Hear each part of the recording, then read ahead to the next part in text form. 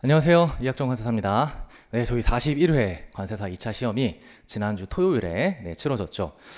관세평가 문제를 이제 받아봤는데 이 두 가지였습니다. 당황 and 다시 복원되었다. 무슨 소리냐? 우리가 한 33회부터 한 36회 정도까지 문제가 굉장히 실무적이고 어렵게 나왔었어요. 진짜 좀 가혹하다라고 싶을 정도로 어렵게 나오다가 그러다가 한 연달아 3년 38, 39, 40이 굉장히 쉽게 나왔었단 말입니다. 그러면서 저 자체로도 고민이 많았었어요.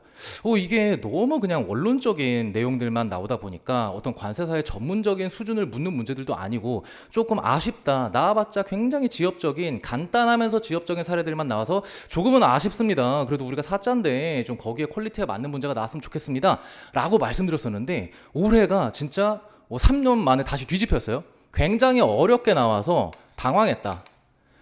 그리고 사실상 관세사들이 하지 않는 업무인 여행자 휴대품 과세 도매 이런 시가 역산율 이런 거 묻는 문제까지 나와서 더 당황했다. 하지만 한편으로는 이게 과거에 그래도 관세 평가가 관세사들의 주특기인데 그 부분에 전문적인 지식을 묻는 만한 수준의 문제가 다시 나와서 한편으로 그래도 올바르게 다시 돌아가고 있다라는 생각, 물론 강사로서 이런 생각이기 때문에 여러분들 지금 이야기에 대해서 분노하실 수 있게 하겠지만 어쨌든 이렇게 두 가지의 단어가 적용될 수 있을 만한 그런 기출 문제였다. 자, 여러분 죄송합니다. 잠시 지우개 좀 가지고 왔어요. 네. 우선 각 개별 문제에 대해서 디테일한 것들은 각 문제에 대해서 제가 해설을 하면서 말씀을 드리고 총평을 드리자면 여러분 문제 트렌드가 이제 일단 많이 어려워진 건 당연한 거고 그리고 출제자가 많은 고민을 하면서 문제를 낸 것처럼 보이기는 해요. 특히 문제 1번도 그렇고 문제 3번도 그렇고 문제 2번은 논외로 할게요. 문제 1번, 3번 같은 경우가 굉장히 어려운 내용 그리고 나아가서는 여러분 이미 익히 알고 계시겠지만 문제 1번은 조금 논란의 소지가 있을 만한 문제로 나왔기 때문에 솔직히 제가 해설을 찍는 거를 조금 고민했습니다. 왜냐하면 제가 해설을 찍었을 때 괜히 이게 더 큰 논란을 불러일으키는 것이 아닐까라는 생각이 들어서 조금 고민은 했습니다만 그래도 제 짧은 식견과 개인적인 견해를 토대로 그래도 이러한 시각도 있다, 이러한 답안도 나올 수 있다라는 것들을 조금 알려드리면, 보여드리면, 설명을 해드리면 여러분들이 조금 더 내가 쓴 내용에 비추어 봤을 때 그래도 이 정도는 될 수 있겠다라고 가늠하실 수 있을 것 같아서 제가 그래도 책임감을 갖고 열심히 이제 해설을 찍으러 올라왔습니다. 자, 문제 1번 같은 경우는 보면 이제 수량 할인에 대한 문제였어요. 그리고 물음 1, 2, 3 쪼갰는데 물음 1번, 2번 같은 경우는 우리가 권고어근 알면 어렵지 않게 풀 수 있을 만한 난이도였습니다. 그런데 이제 문제가 되는 게 물음 3번이었죠. 이게 여러분 대법원 판례를 토대로 문제를 낸 것으로 확인은 돼요. 일단 저희가 딱 보면 출제자의 의도라든지 이런 것들을 알 수 있기 때문에 보았을 때 그 논란이 많았던 대법원 판례를 토대로 문제를 낸 것으로 보입니다. 근데 사실관계가 너무 부족하고 대법원 판례에서 대법원이 결정 짓기 위해서 썼던 어떤 단서들 그게 많이 빠져 있어요. 그래서 제가 이따가 디테일하게 설명을 드릴게요. 출제자가 의도한 정답이 예상은 돼요. 근데 그 답안으로 쓰시지 못한 사람들이 훨씬 더 많았을 거고 그리고 출제자가 원하는 그 답으로 제가 또 모범 답안을 쓰자니 우리는 항상 주어진 사실관계만 놓고 판단을 해야 되는데 무리가 있어요. 그래서 그 부분을 중점적으로 조금 설명을 드릴 건데 그래도 여러분 30점 중에서 다행히 이 논란 물음 3번은 10점에 불과합니다. 그래서 여러분 이 앞에 20점에서 우리가 많이 가져갔다라고 한다면 그래도 괜찮아요. 그 다음에 문제 2번 여러분 이거는 제가 왜 냈는지 모르겠습니다. 관세사의 업무가 일단은 아니에요. 여행자 휴대폰 같은 경우는 이미 시스템화 돼 있어가지고 과세당국에서 어떤 여행자 휴대폰, 여행자들이 왔다 갔다 거릴 때 그에 대한 정보를 받고 단순히 컴퓨터에 입력해서 나오는 것들을 처리해서 이미 기계화돼서 로직에 의해 굴러가는 업무이기 때문에 관세사들이 일단 하는 것도 아니고 그에 대해서 우리가 공부할 필요도 사실 없는 부분인데 이 부분을 아마 그냥 킬링 문제로 낸 것 같아요. 킬링 포인트로 어떤 변별력을 주기 위한. 근데 이거 봤을 때 아무도 몰랐을 거란 말이에요. 그래서 여러분들 이거 보시고 나서 끙끙거릴 바에야 차라리 문제 3번, 4번 1번, 3번, 4번에 내가 최대한 집중을 하고 그 다음에 문제 2번에선 내가 그나마 쓸 수 있는 거라도 써야겠다라고 대응을 하셨어야지 문제 2번 보고 내가 통으로 20점 날리겠다라고 멘탈이 바사삭 돼가지고 문제 3번, 4번에까지 영향을 끼쳤으면 안 되는 겁니다. 그리고 여러분들 공부 많이 하셨으면 이거 보자마자 아셨을 거예요. 이거 어차피 아무도 못 쓴다. 그러면 뭐예요? 과감하게 맨 마지막으로 미루고 문제 3번, 4번에 집중했었으면 그래도 여러분 조금 더 나은 점수가 나올 수 있었을 것이고요. 그리고 문제 3번을 보면요. 여러분 쓸 게 진짜 엄청 많았어요. 문제 3번 같은 경우가 가볍게 보면 일단 거래 내용 1, 2로 쪼개놨고 거래 내용 1에서는 확인 수수를 물어봤습니다. 이건 어렵지 않아요. 우리 다 알고 있는 내용이고 문제 자체도 그렇게 까다롭게 베베 꼬진 않았어요. 거래 내용 1은. 근데 거래 내용 2 같은 경우도 그 자체만 놓고 보면 그렇게 어렵지는 않았을 것인데 이 문제 3번에서 핵심 포인트는 그거였죠. 농산물은 그 물품의 특성상 그리고 거래의 특성상 동종동질 물품을 찾기가 현실적으로 불가능하다라고 조세심판원 판례가 최근 10년 동안 이어져 오고 있고 현장에서도 이걸 그냥 수용하는 분위기입니다. 그래서 여러분들 이따가 또 디테일하게 다 설명드릴 거니까 문제 3번이 결론은 6-3 방법으로 가야 되는데 동종동질에 따른 판단이 불가하기 때문에 이 방법은 안 된다라는 것을 과연 서술하신 분들이 얼마나 있으실까? 그게 조금 이 또한 마찬가지로 출제자가 많은 고민을 하고 낸 것으로 보이기는 하는데 이 부분이 조금 가혹할 수 있었다. 그래서 아예 모르시는 분들도 있었을 거예요. 이거 모범 답안 제가 올려드린 모범 답안이나 이 해설 영상을 보시기 전까지 당연히 그냥 이 방법 갈 수 있는 것이 아니야? 라고 생각하실 수도 있었겠지만 이 방법을 쓰면 사실상 틀린 답안이다. 그래도 다행인 게요, 여러분. 문제 3번에서 제가 방금 말씀드린 내용이 물음 3번에 꽂혀 있는데 물음 3번에서도 질문이 두 가지예요. 앞서서 어떤 것들을 활용할 수 있는지 판단을 하고 그 뒤에 주어진 사실관계를 또 판단해라는데 여기서 6-3을 꽂아야 되는 건데 이게 기껏 해봐야 요 토탈 해봤자 10점 정도고 여기 한 3점 정도 배점 되겠죠? 그럼 여기 한 7점 정도니까 내가 이 방법을 썼다 혹은 이 방법을 썼으면 좀 점수가 많이 까일 거긴 합니다만 그래서 6-2를 썼다 라고 한다면 그래도 1, 2점 정도는 먹을 수 있었을 거니까 너무 좌절하실 필요 없어요. 여러분 문제 3번이 진짜 쓸 게 많았습니다. 그래서 그나마 출제자가 조금 배려를 한 게 문제 4번은 굉장히 판단이 쉽죠. 그리고 쓸 내용도 그렇게 많지 않아요. 그래서 여기서 내가 이미 문제 2번을 거의 날려먹을 걸 알아요. 그러면 문제 3번에 최대한 내가 많이 쓰고 문제 4번도 최대한 많이 쓰고 그 다음에 어차피 이거 한쪽 정도밖에 못 쓸 거니까 그런 식으로 전략적으로 좀 접근을 하신 분이 평가에 있어서 점수가 나쁘지 않게끔 나올 수 있지 않을까라는 생각을 조심스럽게 해봅니다. 자, 그럼 바로 문제에 대해서 해설 들어가 보도록 할게요. 문제 1번 다음 거래 내용을 기초해서 관세평가 물음에 답하라 라고 하면서 거래 내용을 2개 줬고요. 물음 1번 위 거래 내용 1에서 5월에 수입한 여기 봅시다. 5월에 수입한 2,000개 물품과 관련해서 다음 물음에 답하라 라고 하고 있고요. 여기 보면 거래 내용에 국내 수입자 A가 있고 미국 수출자 X가 있고요. 이렇게 계약을 체결을 했는데 여기에 가격 조정 약관이 들어가 있습니다. 이렇게 되면 보통 향후에 당사자 간의 매매 거래 가격이 조정이 될 거니까 잠정 가격 및 확정 가격 신고를 토대로 이루어질 가능성이 매우 높겠죠. 그 다음에 제5조 이것과 관련해서 뭔가 매매 계약서가 있을 것인데 그 중에 5조에 가격 조정에 대한 이야기가 있어요. 동일 영년에 아래 표에 해당하는 수량을 수입할 때마다 수입자 A는 선택에 따라 표에 정해진 수량 할인 또는 무료 물품, 그러니까 지가 선택하는 거죠. 수량 할인을 받거나 아니면 무료로 추가 물품을 제공받거나 이렇게 되어 있어요. 할인은 동일 영년 수입량에 따라 누적하고 소급하여 적용한다. 여러분 할인과 관련된 이슈를 검토할 때 우리가 권고 의견을 통해서 잘 배우고 학습을 했죠. 누적 할인은 인정받지만 소급 할인은 인정할 수가 없죠. 그 부분이 바로 떠오르셨어야 될 거고요. 밑에 수량 할인에 대한 표가 제시되어 있습니다. A는 2022년 이렇게 돼서 A는 2022년 5월 2,000개에 대한 물품을 수입을 했습니다. 그리고 수량에 따른 가격 할인을 선택했어요. 가격 할인, 수량 할인을 선택했어요.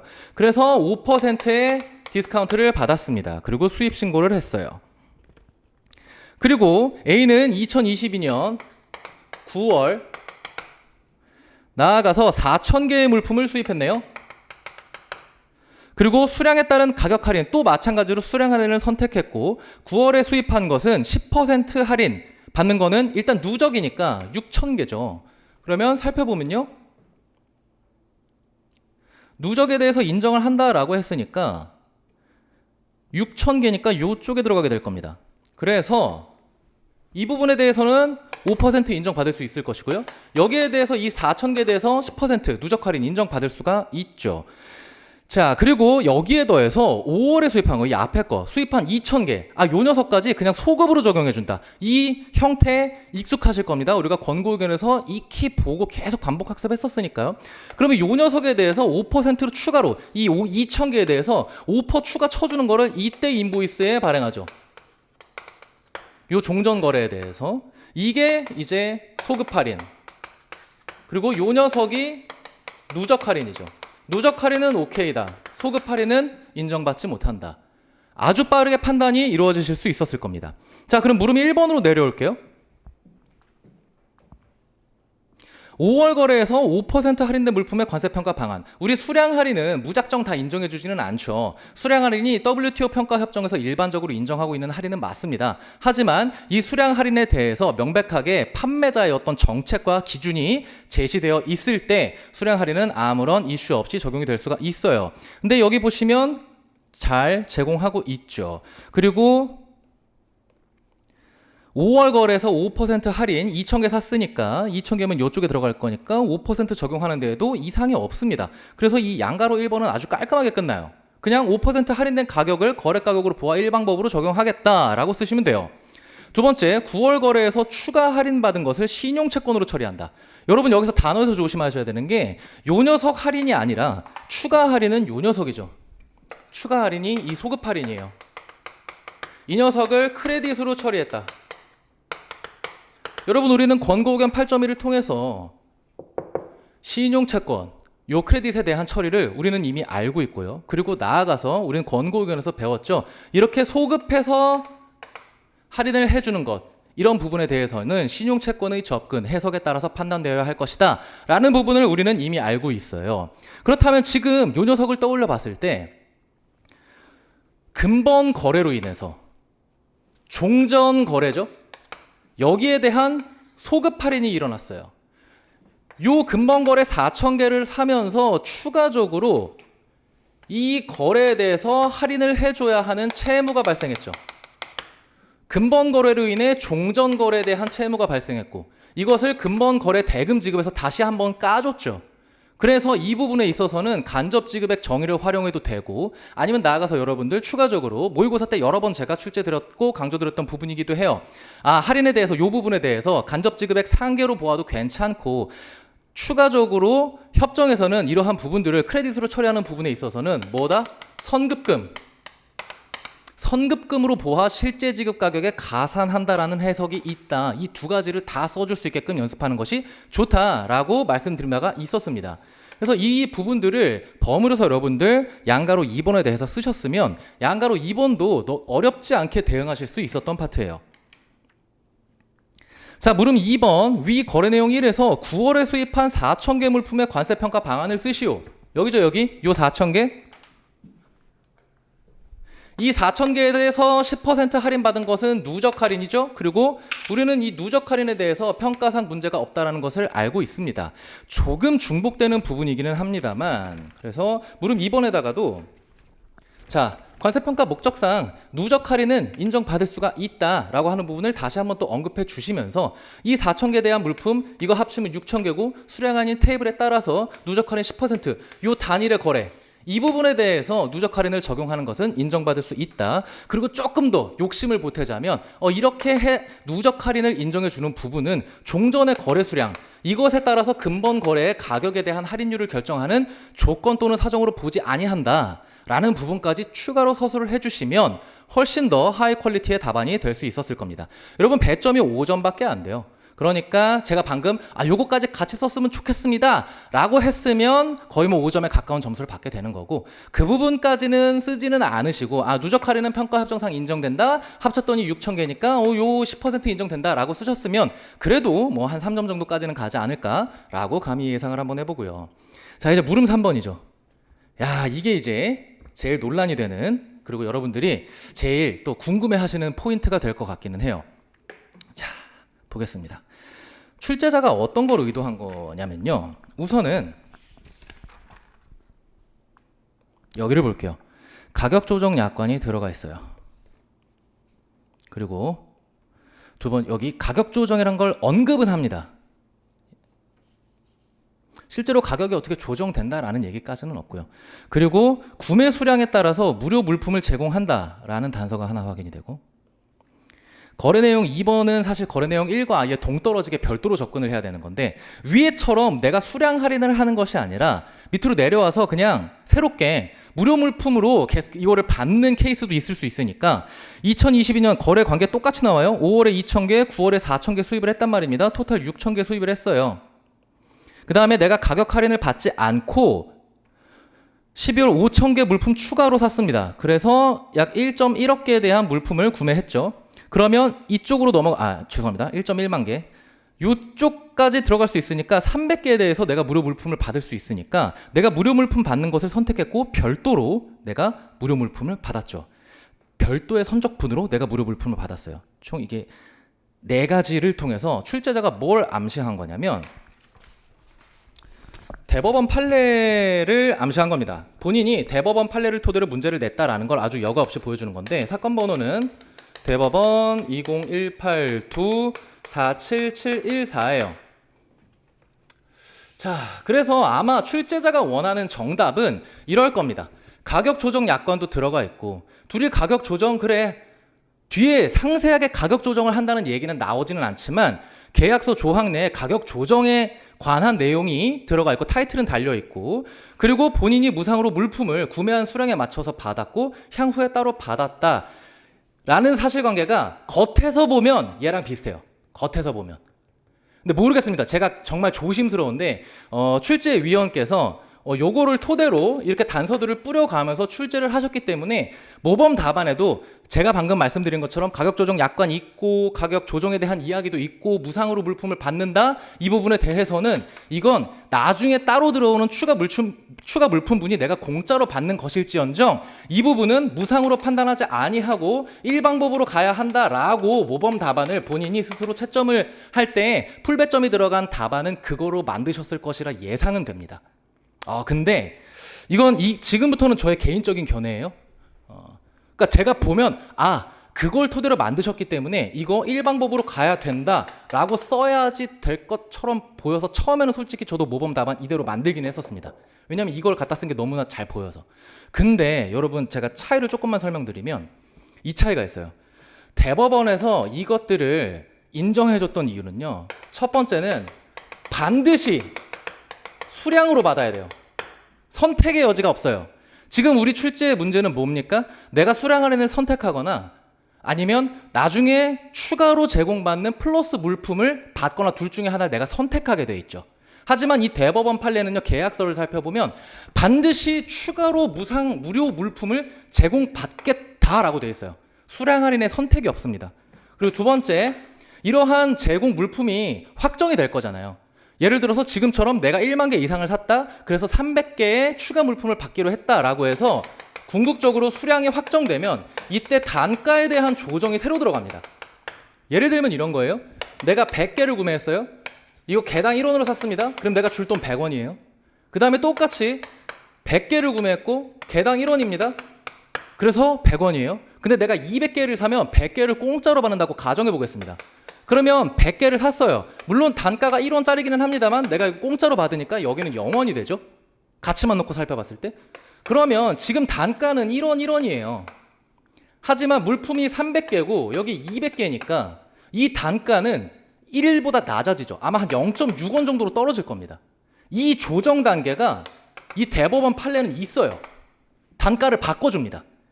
인보이스 맨 처음에는 이렇게 발행했다가 이렇게 쫙 받아가지고 너 나중에 추가로 제공받을 무료 물품이 몇 개야? 오케이, 인보이스 단가는 이게 아니라 쫙 다시 다 0.66 이렇게 조정하자라는 작업이 있어요. 근데 지금 우리 문제는 이게 없는 거고.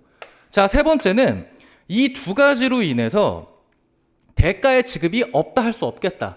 이렇게 해가지고 단가 조정까지 다 일어나는 거니까 사실 나는 300개를 그냥 200원 주고 산 거야 라고 볼 수 있는, 이걸 수량 할인으로 봐줄 수 있을 만한 이러한 행태들이 있다.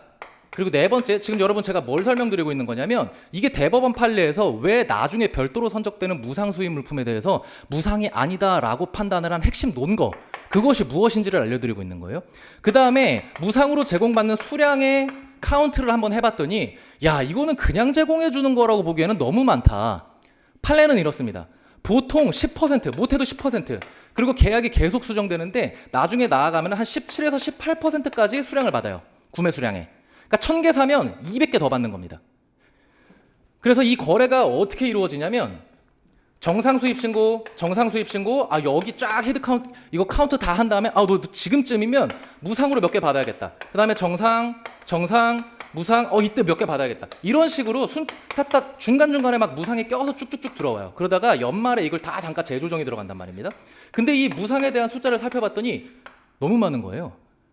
그러니까 단순히 그냥 뭔가 무상 샘플이라든지 이렇게 무상으로 제공받을 만한 상거래라고 보기에는 수량이 너무 많다. 그래서 살펴봤더니, 너희는 항상 말이 무상 제공이지 몇 개 사면 몇 개를 더 받을 수 있는지 알고 있구나. 나아가서 최종적으로 조정을 하는구나. 그럼 이게 사실은 무상이 아니라 전체 합쳤을 때 아까 300개를 200원으로 본 것처럼 그냥 거래 물품으로 보기에도 수량이 충분하구나 라는 것까지 단서로 활용을 하면서 향후에 선적되는 혹은 기중에 선적되는 이런 무상 물품에 대해서 인정을 해준 거란 말입니다. 이건 무상이 아니라 그냥 거래 물품이다.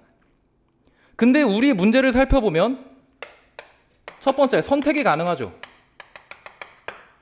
내가 수량 할인할지, 그 다음에 아니면은 나중에 무료 물품을 받을지 선택이 가능해요. 벌써 여기부터 달라요.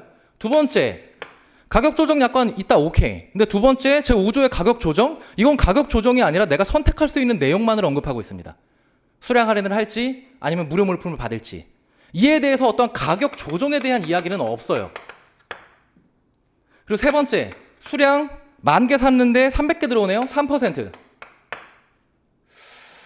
3%에 대한 수량, 물론 마지막 거는 의견이 갈릴 수 있겠습니다만 사실 이 두 가지가 너무나 달라요. 그래서 저도 그냥 이거 딱 문제 보자마자 그냥 기계적으로 일단 1차적으로 판단했죠.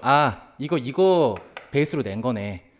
그리고 든 생각은 왜 그랬을까? 이게 관세사들 사이에서도 의견이 엄청 갈리고 이거 판결 나왔을 때 정말 뜨거운 감자였습니다. 뭐지? 하면서 대법원에서 이걸 이렇게 판단했다고? 그러면서 이에 대한 판례 평석 연구 논문 같은 것도 많이 나오고요. 비난하는 이야기도 많고 찬성하는 이야기도 많고, 뭐다 그만큼 논란의 소지가 있다. 근데 이거를 문제로 내서 제가 조금 놀래기는 했어요. 왜냐면 이렇게 어려운 문제를 사례화 시켰을 땐 1차 사실관계 제공이 굉장히 조심스러워야 되고, 2차 수험생들이 배우기에는 조금은 너무 지엽적인 그런 부분들이 있다 보니까 이거 많이 틀리겠다. 근데 이거 일방법으로 인정받는 걸로 모범 답안 설정되어 있겠다라고 했는데, 이거 문제를 제가 이제 해설을 만들어야 되니까 쓰다 보니까 이거 뭐야, 이거 너무 많이 빠졌는데? 이게 이렇게 너무 다른데? 그래서 1차적으로는 제가 이걸로 판단했었지만 여러분들 제가 올린 예시 답안 보시면은 그렇게 돼 있을 거예요. 결국은 이거 나중에 들어오는 이 300개 선적분은 대체평가 방법으로 가야 할 것이다. 그래서 모범 답안에서는 이제 원칙적인 경우 해가지고 예외적인 경우 이렇게 달아놨어요. 그래서 원칙적으로 이렇게 별도로 선적돼서 들어오는 무상 수입 물품은 시행령 17조로 보아서 제낀다. 다만 또 이제 이런 부분들도 있잖아요. 구매했을 때 단일의 거래에서 내가 구매한 수량에 추가적으로 물품을 받아서 수량 할인처럼 그 효과를 일으키면서 인정되는 케이스, 그런 케이스들을 원칙에 먼저 서술을 해주고, 이 케이스 같은 경우 원칙을 먼저 서술을 해주고, 그 다음에 두 번째, 다만 예외적인 경우, 이런 경우에는 안 된다. 그래도 수량 할인으로 인정할 수가 없겠다. 이런 부분에는 무상으로 들어오더라도 인정해 줄 수가 있겠다. 그리고 세 번째 나아가서 최종 답안의 판단에 있어서는 제가 이렇게 썼어요. 이거 예외적인 케이스가 있기는 있는데 주어진 문제가 이 사실관계와는 너무 다르다.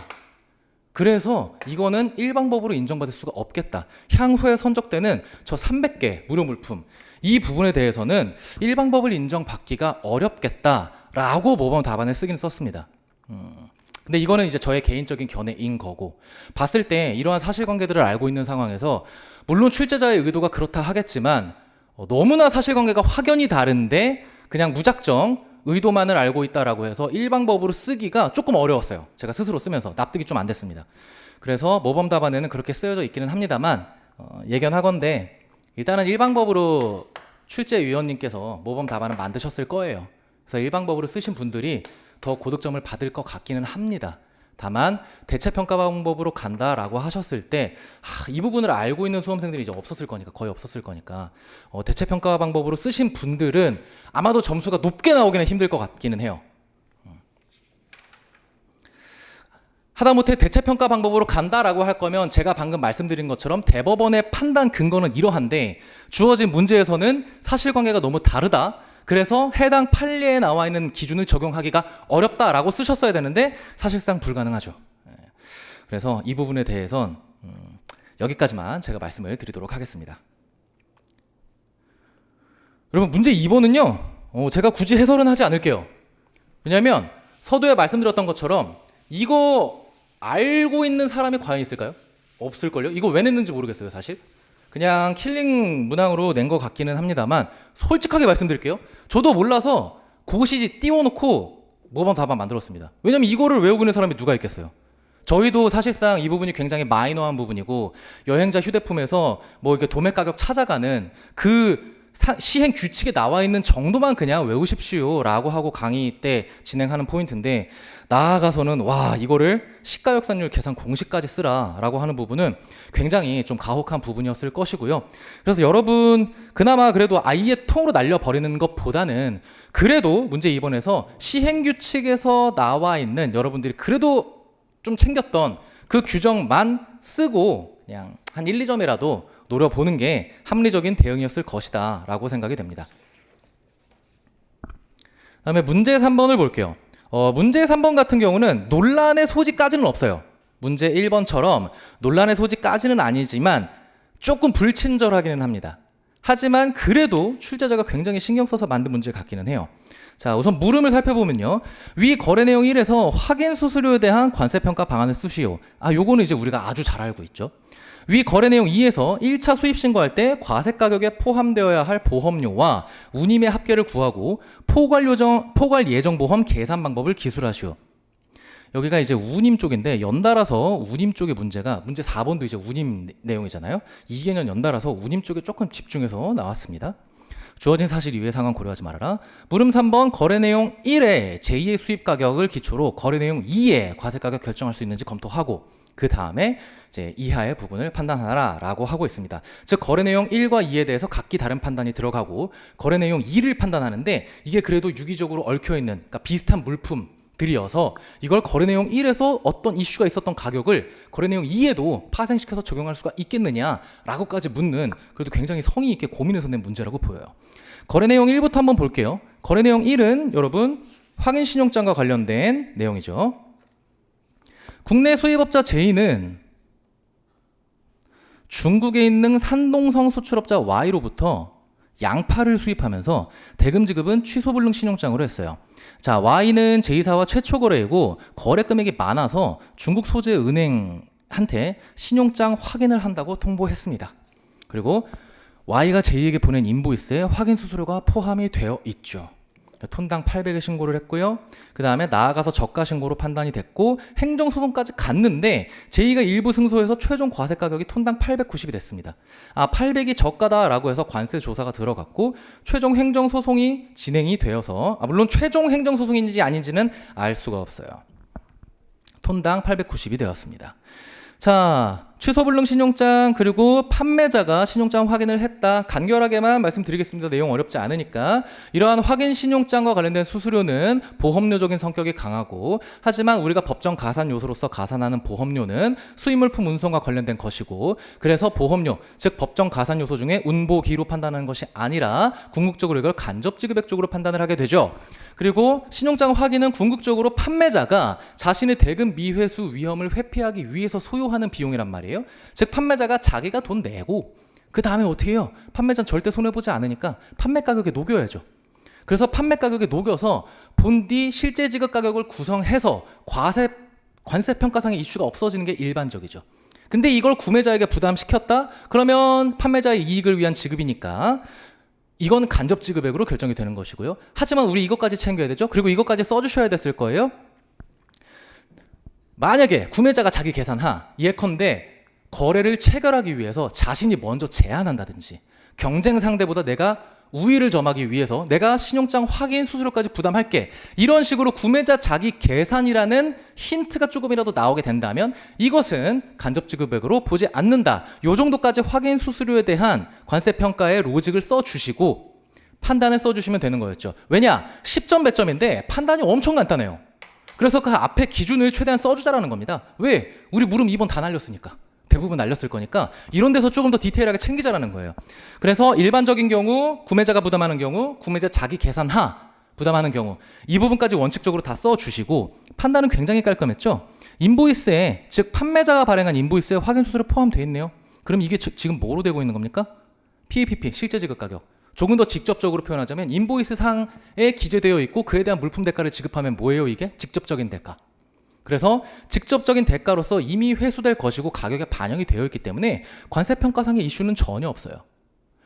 그리고 만약에 이 톤당 800에 수입 신고를 했는데 인보이스에 뭐 톤당 얼마에 확인 수수료 얼마 이렇게 쪼개놨어도 상관없어요. 어쨌든 인보이스에 그냥 잘 들어가 있으면 직접적인 대가로 과세가 될 것이기 때문에 상관이 없습니다. 근데 아마 톤당 800 여기다가 녹여놨겠죠. 물론 문제에서 말은 안 하고는 있지만. 자, 그래서 물음 1번에 대해서 확인 수수료에 대한 평가 방안은 어렵지 않게 우리가 체크할 수 있었고요. 그리고 과세 가격에 포함되어야 할 보험료 운임 합계, 포괄 예정보험 계산 방법이니까 크게 두 가지죠. 운임의 산정 시점에 대해서 우리가 한번 언급을 해줘야 하고요. 포괄 예정보험을 어떻게 계산해서 신고해 주는지에 대한 규정, 이 두 가지 규정을 다 잘 써준 다음에 각각의 판단이 진행되어야 했습니다. 포괄 예정보험이 약간 마이너한 규정이어가지고 잘 안 외우신 분들이 있었다라고 한다면 여기서 점수가 조금 빠졌을 것 같기는 해요. 자, 그러면 내려가 보면요. 여기 거래 내용 자, 2번이니까 거래 내용 2번을 한번 봅시다. 국내 수입업자 I는요 2022년 4월 중국 수출자 X로부터 양파 100톤을 1년 동안 수입하기로 했고요. 톤당 USD 500으로 잠정 수입 신고했네요. 1차 수입분은 양파 10톤입니다.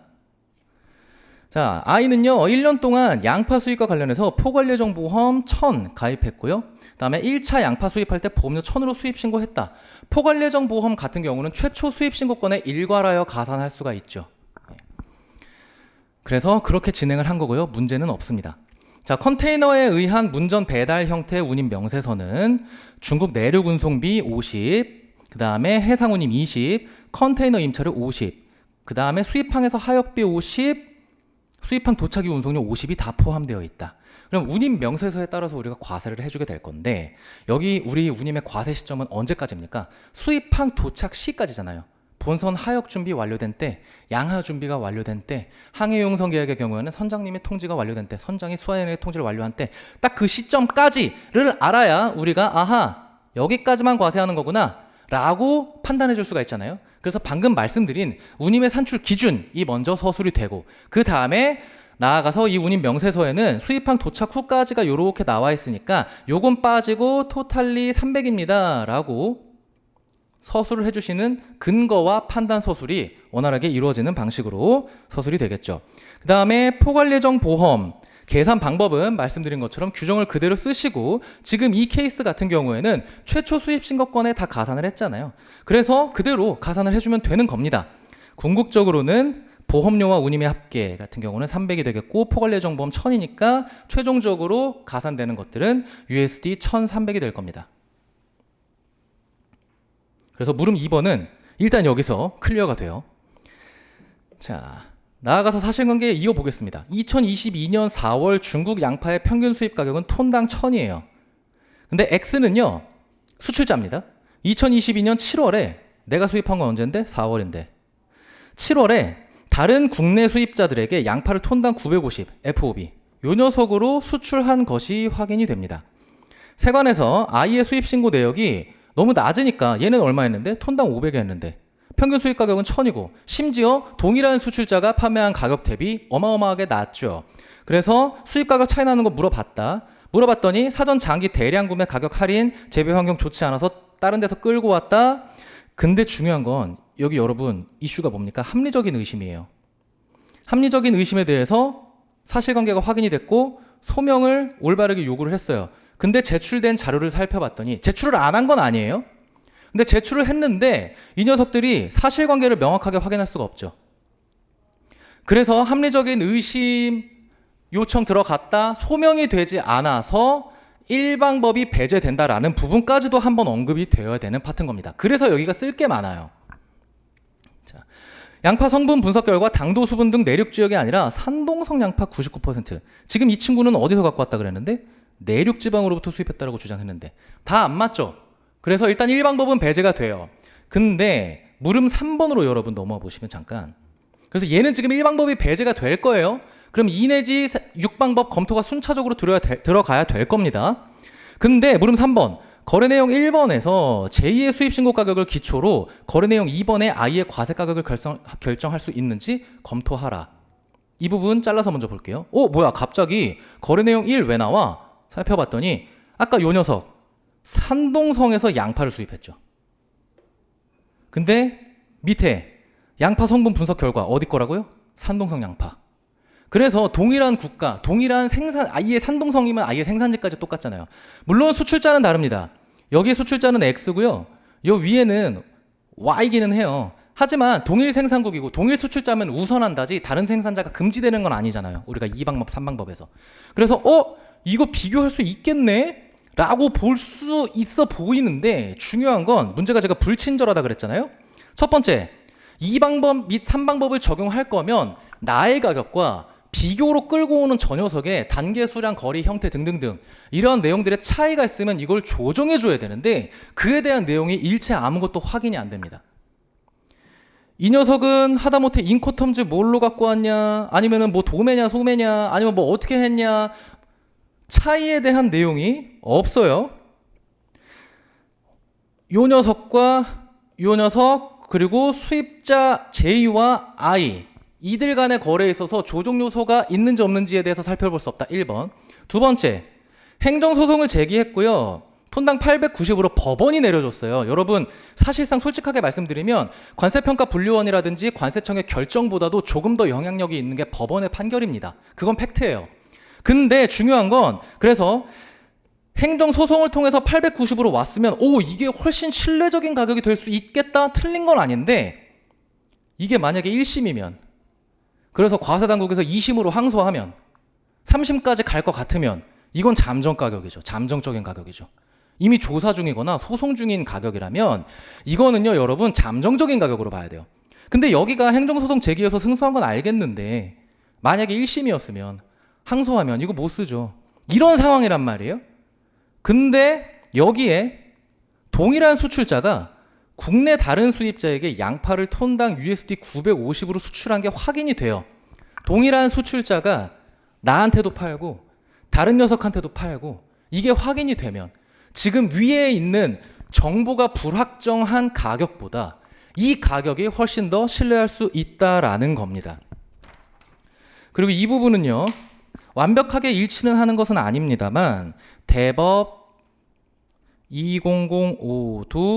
2005-17118 악필이라 죄송해요. 제가 이 패드에 쓰는 거는 익숙해지지가 않아가지고 대법 2005-17118에서 유사물품의 가격 정의를 내려주는데 반드시 세관에서 조사나 심사에 의해서 확인한 가격 뿐만 아니라 수입자가 수입하는 다른 물품, 이것까지도 인정해 주어야 하는 것이 유사물품의 가격일지언데 왜 그러한 가격은 인정하지 않느냐, 그래서는 안 된다라는 설시가 나와요. 물론 우리 것과 완벽하게 일치되지는 않습니다만 우리 것도 충분히 파생 적용할 수 있죠.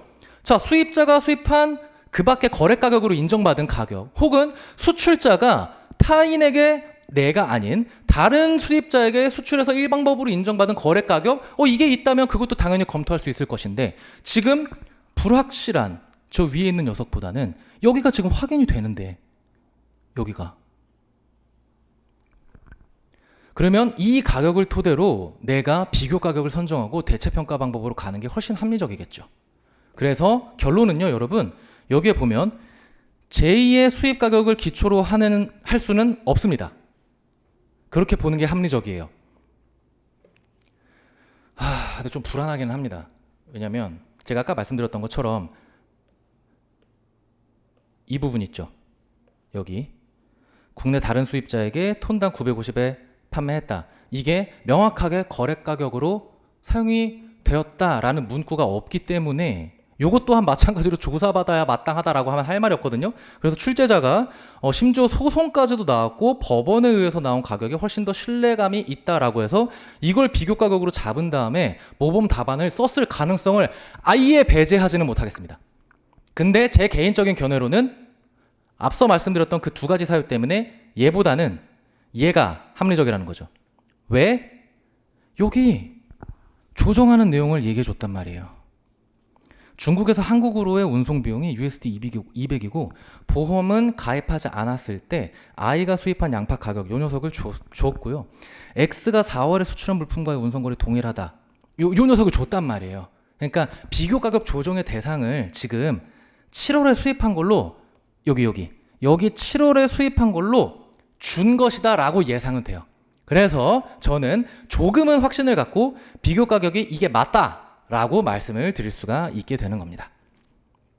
자, 그러면 이어서 보겠습니다. 해상 운송 비용이 비교 가격은 가져올 수가 있겠죠? 비교 가격은 저기 톤당 USD 950이고요. 다만 이게 FOB이기 때문에 우리나라는 CIF 과세 원칙이니까 운임보험료 기타 운송 관련 비용을 넣어줘야 하고요. 그러면 USD가 200이고 보험에 가입하지 않았다라고 했으니까 조심, 아까 10톤 수입했어요. 그래서 9,500 여기다가 해상 운송 비용 200 요것만 더해줘서 9,700 요게 과세 가격으로 들어올 건데 중요한 건 여러분 이게 동종동질 물품이 아니에요.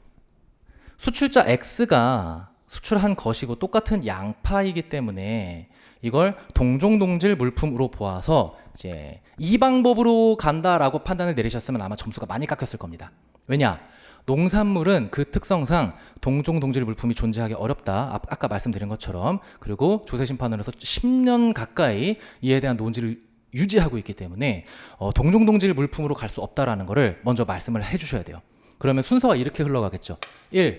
합리적인 의심에 대해서 여러분들이 서술을 하신 다음에 그래서 1방법이 날아갑니다 라고 써주시고, 두 번째 2방법 적용 가능성에 대한 검토한 다음에 농산물은 특성상 동종동질이 없기 때문에 2방법 적용은 불가하다. 3방법의 가능성 한 다음에 3방법과 관련된 규정을 먼저 써주셔야겠죠. 왜? 3방법이 또 안 되니까. 왜냐면 우리 규정 일단 유사물품으로 당연히 유사물품은 맞겠죠. 똑같은 양파니까. 그리고 동일 생산국 중국 오케이. 근데 우리가 농산물 같은 경우에는 시간적인 요건이 뭐가 있어요? 선적일 전후로 30일이잖아요. 근데 이거는 4월과 7월이죠. 그럼 30일 진지게 지났단 말이에요. 그래서 시간적 요건을 충족 못해서 3방법이 안 돼요. 여기까지 그래서 3방법은 할 수가 없다. 그다음에 최종 과세 가격 결정 방법을 판단한 다음에 여기다가 근데 4랑 5를 쓰려고 봤더니 안 되네. 궁극적으로 6방법으로 신축적 적용 가서 이 기간을 늘려가지고 이 7월 거 땡겨온다. 그렇게 해가지고 그 가격이 아까 7월에 판매한 FOB 가격에 USD 950이잖아요. 그래서 이 녀석을 채택할 수가 있겠다라고 먼저 써주시고 최종적으로 아까 말씀드린 그 운임 그거를 더해주는 식으로 그 순서대로 서술을 하셔야 고득점이 나올 수 있을 것이다. 이 문제를 보고 여기서도 한번 깜짝 놀랐습니다. 아, 농산물은 동종동질 물품이 없다라는 것을, 야, 그 상당히 그 지엽적인 내용인데, 그 부분까지 건드렸어요. 동종동질 유사물품 판단함에 있어서 우리는 사실상 협정에서 말하고 있는 뭐 조립용 분무기 막 이 정도 수준에서 보고 있었는데, 나아가서는 그래도 사례를 조금 보기는 했습니다만 여기까지 이렇게 딥하게 내려갈 줄은 몰랐습니다. 그래서 이 부분을 알고 계시는 분들이 많지 않았을 거라서 여기서 조금 틀리신 분들이 많기는 했을 것 같기는 해요. 그래도 고무적인 건요, 여기가 지금 10점인데 여기 못해도 3점은 좋겠죠. 그러면 여기 뒤에 6-3을 판단하는 게 한 7점 정도였을 겁니다. 어마무시하게 점수가 날아가진 않았을 거예요. 여러분들이 대신 6-2로만 판단하셨다고 해도 어마무시하게 날아가지는 않았을 겁니다. 근데 이제 그냥 이 방법을 썼으면 모르겠습니다. 점수 많이 깎일 것 같긴 해요. 자, 문제 4번 볼게요. 문제 4번은 굉장히 깔끔하죠. 다음 거래 내용에 기초해서 물음에 답하라. 물음 봤더니 과세가격 결정 원칙에 대해서 설명하라. 6점. 이거 우리 모의고사 때 많이 연습했죠. 제가 거의 한 번도 빠짐없이 냈던 것 같아요. 과세가격 결정 원칙 10점 배점했거나 5점 배점했거나 아니면 30조 1, 2, 3항 근거로 써라, 아니면 30조 1, 2항만 놓고 써라, 이런 식으로. 그래서 항상 우리가 5점이냐 10점이냐 그 이상 나올 가능성은 없으니까, 현저하게 낮으니까 그렇게 항상 우리 유기적으로 조심해서 꼼꼼하게 대응해 봅시다 라고 했는데, 여김없이 이번에도 나왔죠. 이거 계속해서 나오는 유형이에요, 여러분. 그래서 요거는 별도로 해설을 드리진 않겠습니다.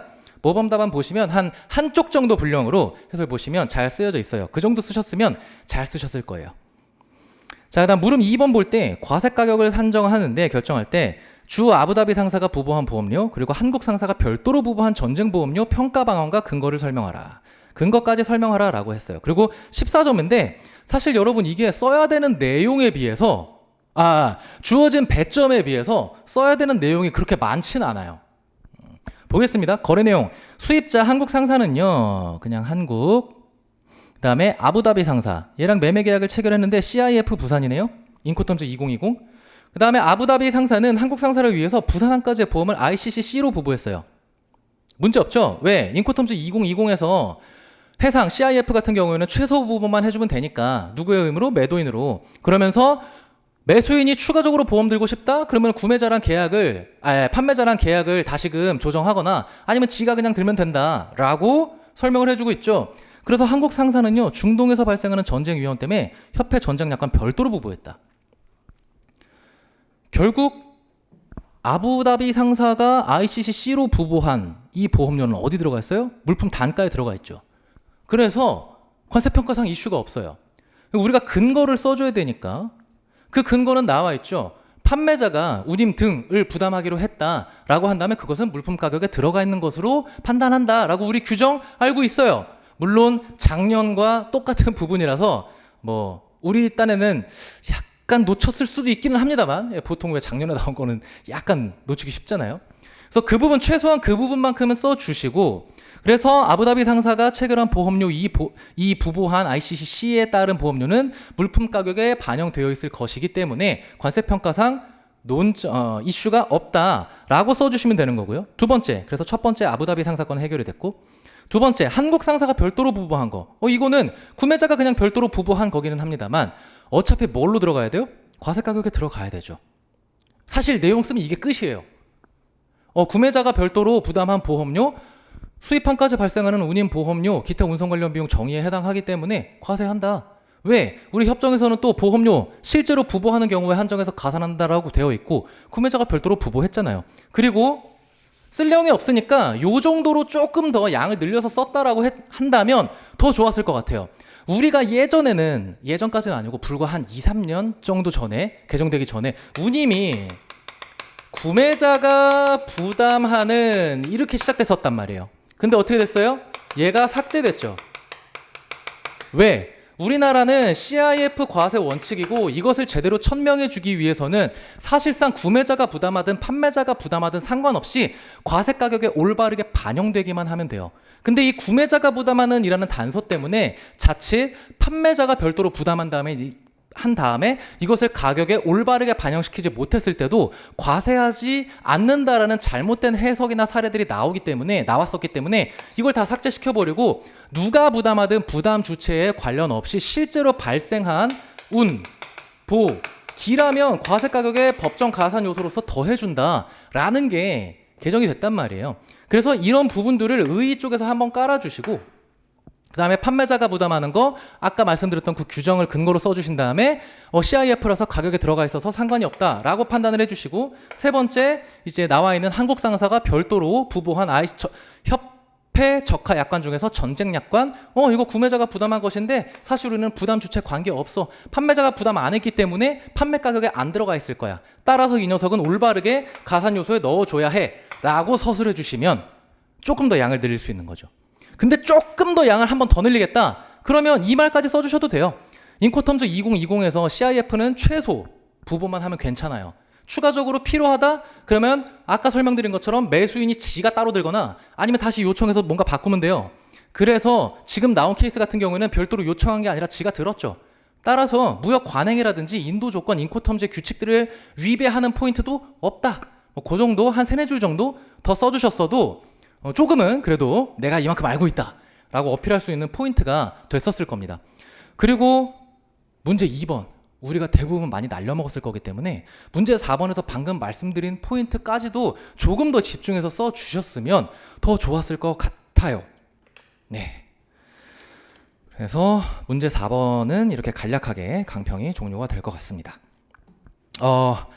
강평을 마무리하면서 제가 문제 1번에 대해서 사실상 출제위원님은 그렇게 모범 답안을 작성했을 것이다. 그럼에도 불구하고 저는 이렇게 모범 답안을 작성했다라는 포인트. 그리고 두 번째, 문제 3번에서 저는 몇 가지 근거들, 여기 조정 가능한 포인트가 여기서 이게 제공되어 있고 그런 포인트들을 생각했을 때는 그리고 여기에 지금 조정에 대한 요소 확인할 수 없고 이 행정소송이 1심인지 2심인지 알 수가 없고 이런 포인트들 때문에 여기에 나와 있는 요 녀석 요거를 쓰는 게 훨씬 더 합리적이다 라고 제가 판단을 했지만 진짜 아까 말씀드린 것처럼 출제자가 이걸로 답안을 잡았을지는 정말 가능성이 한 2-3%는 있을 것 같아요. 그래서 제가 정말 명확하게 이겁니다 라고 답을 드릴 수가 없는 부분에 대해서 참 죄송하다는 말씀을 먼저 드리고요. 그럼에도 불구하고 항상 여러분 우리가 평가 문제가 사실관계가 한두 가지씩 조금 빠져 있거나 아니면 문제가 불친절하거나 라는 것들은 기출문제를 통해서 여러분들 보셨으니까 우리는 항상 주어진 상황에서 최선을 다해서 판단을 내려야 하는 을의 입장이지 않습니까? 그래서 저 또한 확정 답안을 드리기가 조금 어려운 포인트는 있기는 합니다만 그래도 저는 한 명의 관세사로서 그리고 필드에서 이런 실무를 해본 사람으로서 이렇게 판단합니다 라고 저의 기준을 말씀을 드렸고요. 그 부분에 대해서 여러분들이 쓰신 부분하고 또 다른 부분들 잘 취합하셔가지고 그래도 한번 예견할 수 있겠죠. 여러분들이 어느 정도 점수가 나올 것 같다. 예. 별도로 또 뭐 궁금하신 사항이 있다라고 한다면 뭐 학원 홈페이지라든지 이런 부분을 통해서도 질문 올려주시면 제가 최대한 성실하게 답변을 드릴 테니까. 자, 여러분 어쨌거나 저쨌거나 죽이 되든 밥이 되든 여러분들 열심히 쓰셨을 거고 다들 못 썼을 거예요. 다들 틀린 포인트 비슷할 거고 뭐 그렇습니다. 그래서 너무 막 이러실 필요 없어요. 겸허하게 나의 결과물을 믿고 결과를 한번 기다려 봅시다. 네, 정말 수고 많으셨습니다. 여기서 강평민 해설 마치도록 하겠습니다.